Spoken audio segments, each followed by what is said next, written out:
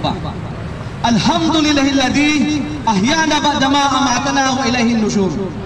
Pinupuri ko't pinapasalamatan, niluluwalhati ng Allah subhanahu wa ta'ala na tayo ay nabuhay mula sa ating pagtulog. Tunay nga mga minamahal kong kababayan, walang sino man ang may kakayanan mabuhay mula sa kanyang pagtulog. Sapagkat ang Allah subhanahu wa ta'ala lamang ang siyang nagbibigay sa atin ng kakayanan, tsansa na tayo ay mabuhay. Ang Allah subhanahu wa ta'ala ang sukdol sa kapangyarihan, ang tigib ng karunungan. Sino nga ba ang Allah? Ang Allah, la ilaha illa huwa. None has the right to be worshipped but He, the ever-living, the one who sustains and protects all that exists. Who is He that can intercede with Him except with His permission? To Him belongs whatever is in the heavens and what even is on earth. Sa Kanya ang mga nasa kalangitan at kalupaan. Siya lamang ang karapat-dapat natin pagkukunan ng pagsamba. Ang Allah subhanahu wa ta'ala ang siyang nagpahintulot na tayo ay magkatipon-tipon sa mga araw na ito. Tunay nga na walang kakayanan ng sino man na tayo ay magising mula sa pagtulog upang tayo ay bigyan ng tsansa na magbalik loob sa tunay na tagapaglikha. Ang Allah, siya ang tunay na tagapaglikha na kung saan siya ang tinatawag ng ating mga mahal na propita. Mahal na mga propita, mga sahaba, mga disipulo. Siya ang tinatawag ni Birhen Maria at ni Jesus. Si Isa al-Masih na anak ni Maryam. Siya po ang ating tagapaglikha na siyang lumikha ng kalangitan kalupaan. Nagbigay buhay sa atin, babawi ng buhay. Ang tanging hukom at hari sa araw ng paghukom. Minamahal kong kababayan, ang Allah subhanahu wa ta'ala ang siyang nabigay sa atin ng pagkakataon ng tsansa sa dami ng ating mga nagawang pagkakasala, pagkakamali, mga ginawang mga karumal-dumal. Hindi ba natin nalalaman na tayong lahat ay pansamantala lamang? Tayo ay temporal, hindi tayo magtatagal sa mundong ito. Sinabi ng Allah subhanahu wa ta'ala, kullu nafsin dha'iqatul maut. Lahat ng may buhay, makakatikim, makakaranas ng kamatayan. Inna lillahi wa inna ilaihi raji'un. Ang Allah subhanahu wa ta'ala ang siyang namamahala sa atin at sa Kanya tayo ay magsisipagbalikan. Wa inna illa rabbina lahum qalibun. Talagang-talaga sa Panginoon tayo sa ating Rabb ay magsisipagbalikan. Hindi mo na nalalaman, kapatid, na lahat tayo ay pansamantala lamang.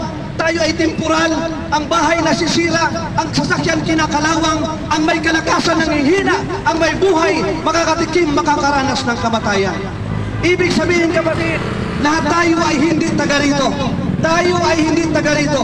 Sa mga taong naniniwala sa kaisahan ng Allah subhanahu wa ta'ala, ay nagkakaroon siya ng regalo na kung saan siya ay dadalhin sa Jannah, sa paraiso, sa paradise, sa mga taong naniniwala sa kaisahan ng Allah subhanahu wa ta'ala at gumagawa ng maraming kabutihan.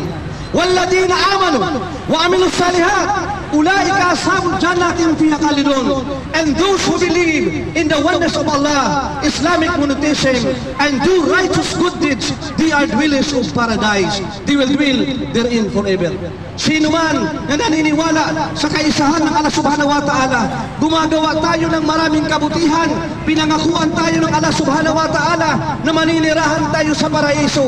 Alalaw baga, mananatili tayo roon magpakailanman, ililigtas tayo sa impyernong apoy.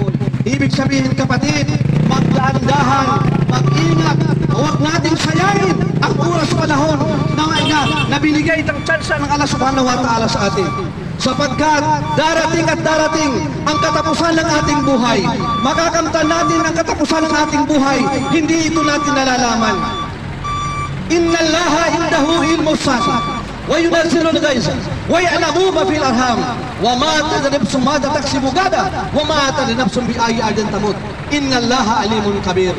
Ang Allah subhanahu wa ta'ala lamang ang nagpapamalismis ng mga ulan. Siya lamang ang nakakaalam sa mga nasa sinapupunan ng mga ina. No person knows what he will earn tomorrow. No person knows in what land he will die. Walang nakakaalam kung magkano ang kikitain mo. Walang nakakaalam kung kailan tayo papanaw o mamamatay o saang lugar tayo papanaw. Kaya minamahal kong kababayan, ang mga tsansa, ang pagkakataon na ito ay binigay ng Allah subhanahu wa ta'ala na tayo ay magbalik loob sa tagapaglikha sa Allah subhanahu wa ta'ala. Siya ang ating Panginoon. Siya ang tunay na Diyos. Siya ang tunay na Rab. Siya ang pinakamabaging, ang pinakamawain. Ang pansariling pangalan niya ay ang Allah. Ang Allah subhanahu wa ta'ala ay nagbigay sa atin ng relihiyon. Relihiyon na kung saan aprobado at perpektong relihiyon. Sinabi ng Allah subhanahu wa ta'ala, Al-yawma akmaltu lakum dinakum wa atmamtu alaykum ni'mati wa raditu lakumul Islam madina. This day, I have perfected your religion for you, completed my favor upon you, and have chosen Islam as your religion. Sa mga araw na ito, nilubos ng Allah subhanahu wa ta'ala ang paglingap sa atin. Ibinigay sa atin ang Islam bilang ating relihiyon. Ibig sabihin kapatid, ang mga nagsusulputan, ang mga naririnig at ang nakikita natin ng iba-ibang relihiyon maliban sa Islam, ito po ay man-made. Gawa-gawa lamang ng tao. Rizalista, hinango sa pangalan ng si Rizal. Budismo, hinango sa pangalan ni Buddha. Kristyanismo, hinango sa pangalan ni Kristo. Pero sinong sahaba, sinong disipulo, sinong propeta ang nagsabi na gumawa ka ng ibang relihiyon maliban sa Islam? Wala pong nagsabi sa kanila sapagkat sila ay magiging talunan. Sinabi ng Allah subhanahu wa ta'ala, وَمَنْ يَبْتَغِي غَيْرَ الْإِسْلَامِ دِينًا فَلَنْ يُقْبَلَ مِنْهُ وَهُوَ فِي الْآخِرَةِ مِنَ الْخَاسِرِينَ.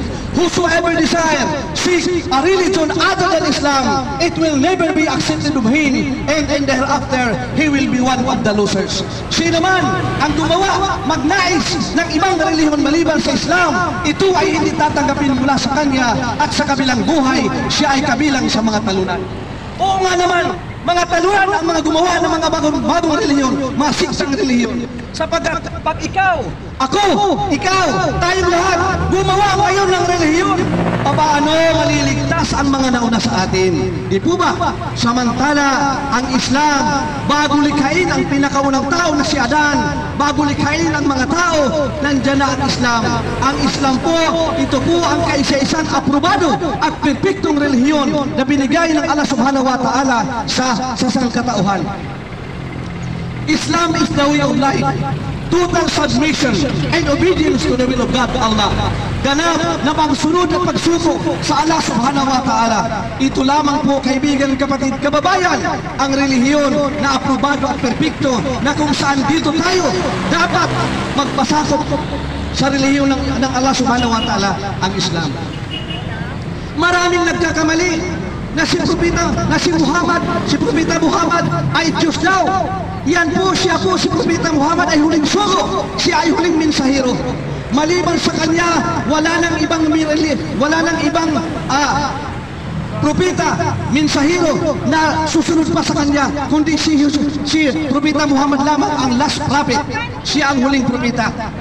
Kung naniniwala tayo, nananalig, naniniwala sa unang tao, huwag tayong magtangi mula kay Adan, Abraham, David, Moises, Jesus Christ at kay Propeta Muhammad na huling sugo ng Allah subhanahu wa ta'ala. Huwag tayong magtangi, silang lahat ay igalang irespeto natin.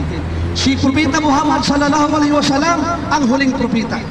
Kaya't minamahal kong mga kababayan, huwag tayong magtangi, igalang irespeto natin. Sapagkat sino man ang manlait, mag-underestimate sa mga nilikha ng Allah subhanahu wa ta'ala, sa mga propeta ng Allah subhanahu wa ta'ala, may paglalagyan ka, kapatid.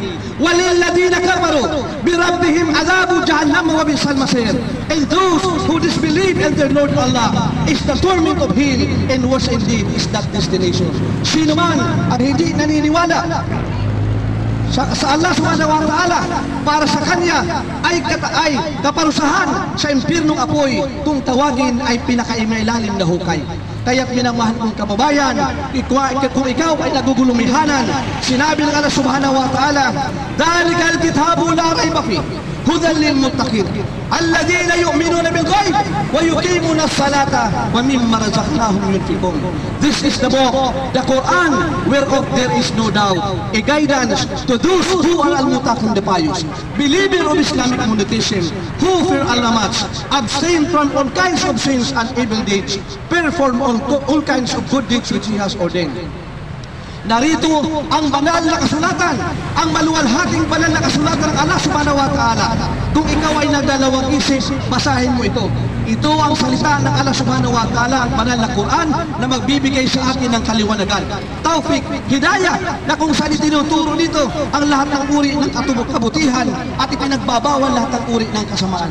Kaya minamahal kong kababayan, inuulit ko, ang Islam, ito po ang kapayapaan. Ang kapayapaan, ang mahalaga sa atin.